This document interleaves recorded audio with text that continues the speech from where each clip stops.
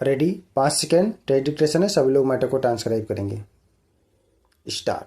माननीय अध्यक्ष महोदय, मैं आपका आभार प्रकट करता हूं कि आपने मुझे इस विषय पर अपनी बात रखने का अवसर प्रदान किया है। सर, देश हित की बात सबसे ऊपर होती है।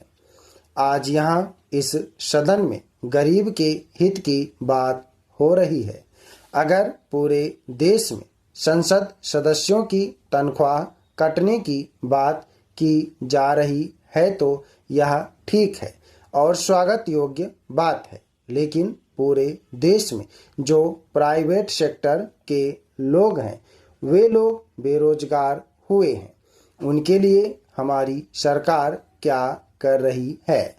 माननीय सभापति महोदय, विश्व भर में कोरोना महामारी का संकट छाया हुआ है और अपना देश भी इस संकट को बुरी तरह से झेल रहा है।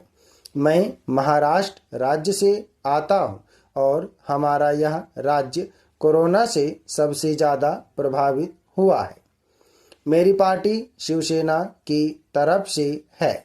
मैं इस बिल का पूरी तरह से समर्थन करता हूं। मुझसे पहले कई माननीय सदस्यों ने इस तरह का मुद्दा उठाया है। इस तरह के मुद्दों के माध्यम से संसद सदस्य स्थानीय लोगों के विकास का कार्य करते हैं। माननीय सभापति महोदय, इस बिल के दौरान मैं सरकार को यह भी कहना चाहता हूं कि इस महामारी के दौरान राज्य के विभिन्न उद्योगपतियों और कंपनियों के द्वारा प्रधानमंत्री केयर फंड में कितनी धनराशि जमा की गई है, उसके बारे में कहीं से भी कुछ भी मालूम नहीं हो रहा है। महाराष्ट्र में कई उद्योगपतियों और कंपनियों ने अंशदान जमा करवाया है। वे केंद्र सरकार द्वारा प्रधानमंत्री राहत कोष में पैसा दे सकते हैं, लेकिन जो उद्योगपति हैं या जो व्यवसाय करते हैं वे प्रधानमंत्री राहत कोष में अंशदान राशि नहीं जमा कर रहे हैं। यह हमारे देश के विभिन्न राज्यों के लिए हानिकारक है। जिस राज्य सरकार के माध्यम से हमारे देश के उद्योगपति अपना उद्योग चलाते हैं, अगर वे प्रधानमंत्री राहत कोष में पैसा ना देकर सीएम फंड में पैसा देते तो प्रभावित राज्य कोरोना का पूरी तरह से इलाज कर पाने में सक्षम हो सकते थे। अंत में मैं यह कहना चाहता हूं कि इस संकट को झेलते हुए राज्य का या देश का एक एक आदमी केंद्र सरकार के साथ है। माननीय सभापति जी, मैं यह कहना चाहता हूं कि केंद्र द्वारा विभिन्न राज्यों पर अन्याय न करके राज्यों को केंद्र के द्वारा सहायता अवश्य देनी चाहिए। माननीय अध्यक्ष महोदय, हम इस बिल को पूरी तरह से सपोर्ट कर रहे हैं। बीएसी में जब डिस्कशन हो रही थी तो यह बात भी हुई थी कि इस तरह के सबसे प्रमुख मुद्दे पर डिस्कशन अवश्य होना चाहिए और हम सभी को इसके लिए एक आवाज में सपोर्ट भी करना चाहिए। डिस्कशन के लिए अलाउ करने के बाद यह बात हुई थी कि हम इस बिल को पूरी तरह से सपोर्ट करेंगे। विभिन्न तरह के अंशदानों के बारे में बाकी माननीय सदस्यों के बोलने की वजह से यह डिस्कशन चल रहा है। हमने जिस तरह से कोविड-19 को देखा है, पूरी दुनिया में उसकी वजह से दिक्कत हुई है। उसको देखते हुए हम सांसदों की जो 30% सैलरी की कटौती की है वह इस भयंकर संकट के सामने तो कुछ भी नहीं है।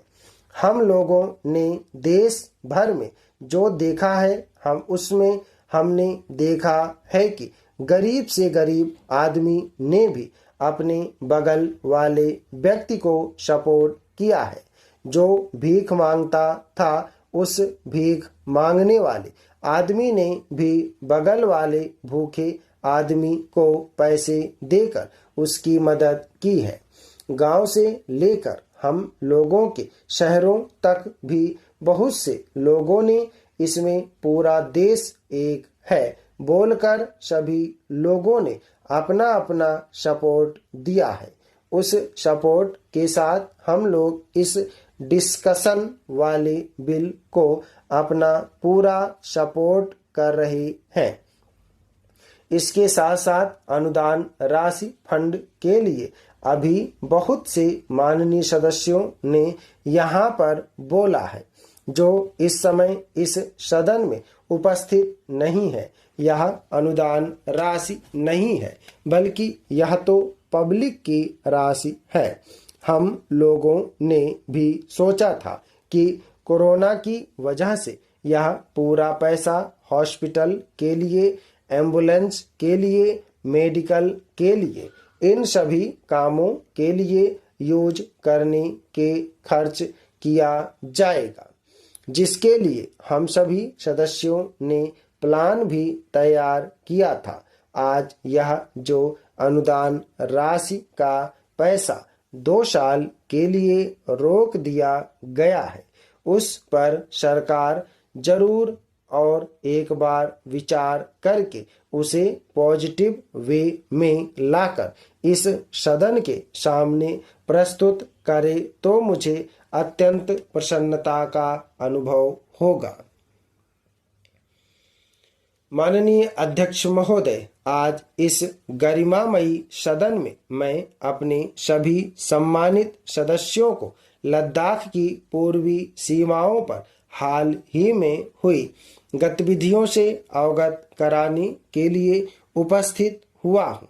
जैसा कि आपको ज्ञात है, हमारे माननीय प्रधानमंत्री श्री नरेंद्र मोदी जी ने हाल ही में लद्दाख का दौरा कर हमारे बहादुर जवानों से मुलाकात की थी एवं उन्हें यह संदेश भी दिया था कि समस्त देशवासी अपने वीर जवानों के साथ खड़े हैं। मैंने भी लद्दाख जाकर अपने सैनिकों के साथ कुछ समय बिताया है और मैं आपको यह बताना चाहता हूँ कि मैंने उनके अदम्य साहस, शौर्य और पराक्रम को महसूस भी किया है। आप जानते हैं कि कर्नल संतोष बाबू और उनके 20 वीर साथियों ने अपनी मातृभूमि की रक्षा करते हुए अपना सर्वोच्च बलिदान दिया है। अध्यक्ष महोदय, कल ही इस सदन ने 2 मिनट का मौन रखकर उन्हें अपनी सच्ची श्रद्धांजलि भी अर्पित की है। वे शहीद इस श्रद्धांजलि के असली हकदार भी हैं, बल्कि मैं तो यह कहूँगा कि हम उनके सम्मान में जितना भी कर दें वह कम ही होगा। सबसे पहले मैं संक्षेप में चाइना के साथ हमारे सीमा विवाद के बारे में बताना चाहता हूँ।